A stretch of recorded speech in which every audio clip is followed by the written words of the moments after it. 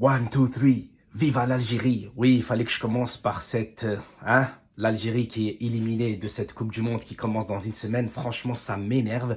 Et en plus, il n'y aura pas, oh mon Dieu, l'équipe d'Italie. Franchement, ça va me faire mal au cœur de regarder une Coupe du Monde sans l'Italie. Surtout parce que l'Algérie, il faut l'avouer, se qualifie pas souvent, mais au moins, il y a toujours l'Italie.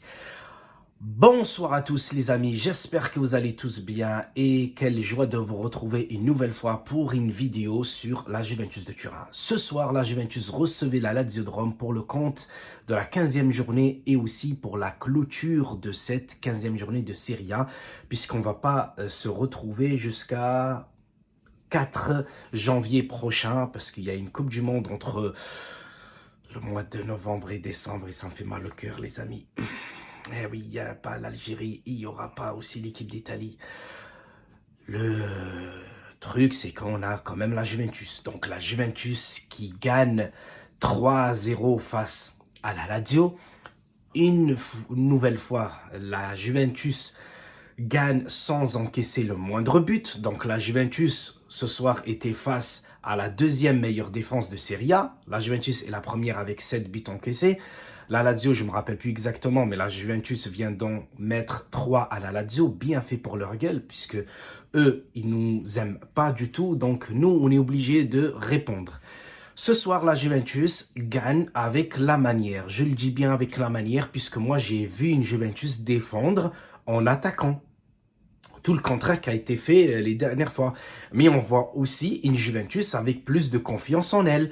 Je vois Locatelli faire beaucoup plus de choses. Je vois Rabiot qui va avoir les 10 millions de salaire, une augmentation de 3 millions. Donc il se défonce bien comme il faut. Et en plus, là, il vient d'être appelé par Didier Deschamps pour la Coupe du Monde. Ah, ça me fait mal au cœur. Donc, les amis, on comprend un peu plus pourquoi la Juventus se défend depuis un certain temps.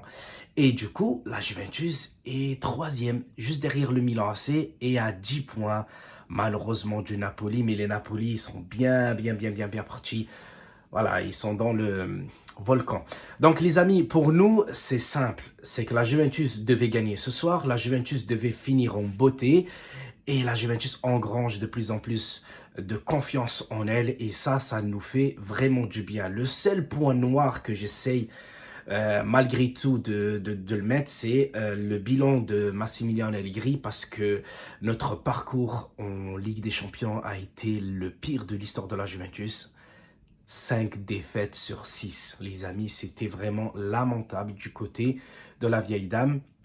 Mais on essaiera de se consoler si on arrive à finir deuxième, voire premier du championnat, puisque le Napoli joue Francfort en huitième de finale de la Ligue des Champions. S'ils passent, ils peuvent aussi tomber sur Tottenham, voire le Milan. Ils peuvent tomber sur Benfica ou bien Bruges. Ils peuvent aussi tomber sur l'Inter de Milan, voire le FC Porto.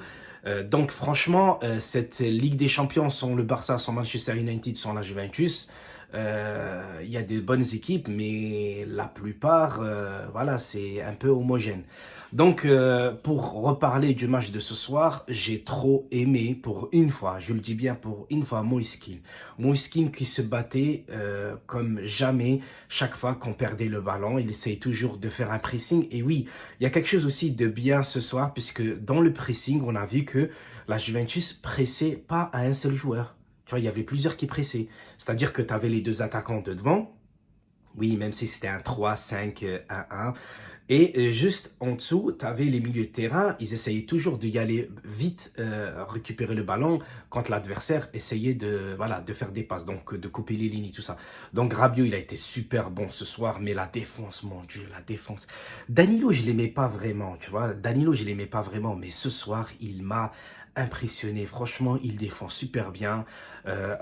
Bremer, Bremer, franchement, je sais pas, c'est entre Parisi et Maldini. Hein. Quand je dis ça, en fait, il a tellement une confiance en lui qu'il peut se permettre de faire tout et n'importe quoi, tu vois. On voit aussi un peu de Rudiger quand il était à Chelsea la dernière année où ils ont gagné la Ligue des Champions. Il était vraiment très fort. On voyait qu'il était rapide et physique. Mais franchement, quand je le vois, il m'impressionne. Franchement, il m'impressionne de plus en plus. Sans parler de Fadjouli. Fadjouli, franchement, on dirait pas qu'il a 21 ans et qu'il jouait des bouts de match depuis le début de saison. Parce qu'on parle beaucoup de Merici parce qu'il a 19 ans. Mais Fadjouli, franchement, le joueur là, franchement, il a du talent.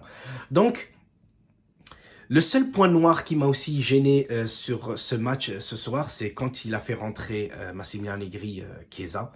Chiesa, il a joué arrière gauche. Donc, je veux bien qu'on joue en 3-5-2, mais par contre, quand tu as Vlahovic, Di Maria, Pogba et, en l'occurrence, je parle bien de Chiesa, parce que derrière, tu as Kostic, parce que Kostic, il est sorti, il a fait rentrer Chiesa. Je sais pas comment tu vas faire, parce que là, franchement, il est en train de faire un système de jeu où, je veux dire, Chiesa, tu vas pas le faire jouer arrière gauche. Tu vas pas le jouer, tu vas pas le faire jouer en piston. Si je me souviens bien, sous Pirlo, il a joué piston. Mais ce n'est pas, voilà, je le préfère un peu plus vers l'avant. Puisqu'à la toute dernière minute, enfin dans les toutes dernières minutes, quand on a vu que Di Maria, il essayait beaucoup de jouer en 1 contre 1, puisque voilà, il faut aussi qu'il retrouve ses sensations, il va jouer la Coupe du Monde, les amis, je suis dégoûté. Donc il va jouer la Coupe du Monde, et du coup, bah, pour Chiesa, bah, Di Maria, il fait une passe à Chiesa, Chiesa qui fait un très bon centre à terre, pour Milik, et Milik plat du pied en plein centre du goal. Et heureusement, puisque Milik, il est aussi à l'origine du 10e but, parce qu'il a pris le ballon, un joueur de la Lazio au milieu de terrain, qui l'a donné à comment il s'appelle, oh, j'ai oublié, Locatelli. Donc Locatelli qui l'a aussi donné, voilà, vous connaissez la suite. Donc franchement, j'étais très content parce que pour une fois, j'ai apprécié voir la Juventus jouer face à quand même une grande équipe de Serie A. Hein. On va pas dire que la Lazio sont nuls, mais voilà, ce que j'ai aimé, c'est vraiment la Juventus, elle joue bien, etc. Mais le 3-5-2 me pose énormément de questions, puisque si maintenant on va se mettre en 4-3-3, donc il y aura forcément des joueurs qui vont sauter, et franchement, un bon casse-tête pour Massimiliano Allegri. Donc voilà, voilà, il touche 10 millions par saison, donc il faut bien qu'il a des soucis bien en tête. Mais il a quand même raison, puisque la Juventus revient de plus en plus sur les équipes de devant.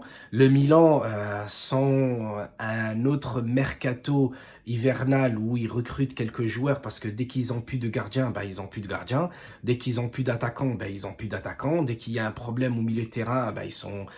enfin, dès qu'il y a un joueur du 11 qui est blessé, c'est presque fini. C'est comme Liverpool, quand ils avaient plus Van Dijk en défense et pas de Salah ou Mané, tu vois, ça, je veux dire, tout se déraille.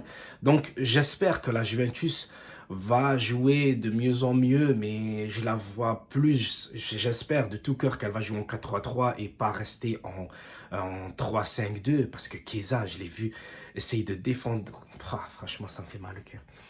Donc, sur ce, les amis, voilà, la Juventus gagne, je suis très content. Voilà, j'espère que j'ai tout dit ou presque, je vous embrasse tous. Et je sais pas si je vais faire des vidéos pour la Coupe du Monde. Si j'en ferai, bah, tant mieux. Si j'en ferai pas, je vous dis au 4 janvier prochain. Ciao, ciao.